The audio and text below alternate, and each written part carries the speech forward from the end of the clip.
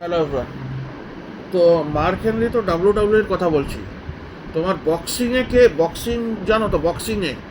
বক্সিংয়ে তোমার Mike Tyson. ওরে বাবা, ওর মতন তো কেউ হতেই পারবে না। রুথলেস রুথলেস অ্যাগ্রেশন ওর। মানে ও একটা ইন্টারভিউতে বলেছিল নাকি he will eat someone's heart. হ্যাঁ, he will eat the someone's heart and all the soul, এসব খেয়ে নেবেন। আরে সত্যি vicious, very vicious he was when he use to fight. ওই তো কার একটা ফাইটারের কান খেয়ে নিয়েছিল নাকি, মনে নেই? মনে আছে তো? আর মোহাম্মদ আলী তো in his era he was the better boxer, but in এখনো এখনো ইয়ে মাইক টাইসন কিছুদিন আগেই, কিছু মাস আগেই হি ফট again in again he got into shape. Again he fought with Logan Paul or another some Paul.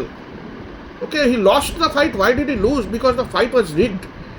ও টাকা পাবে বলে, ওর কাছে টাকা এখন দরকার বলে he lost the fight.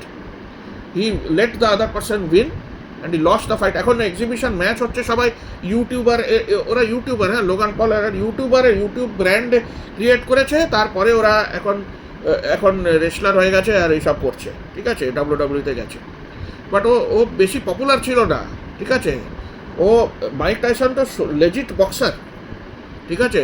Mohammad Ali legit boxer. ওরা বক্সিংয়ে নাম কামিয়েছে। এরা সব এমনি সব বসে বসে সব ব্র্যান্ড বিল্ড আপ করে দিয়েছে, ঠিক আছে। ওদের মানে আগে থেকেই ওদের সব চেনাশোনা ছিল।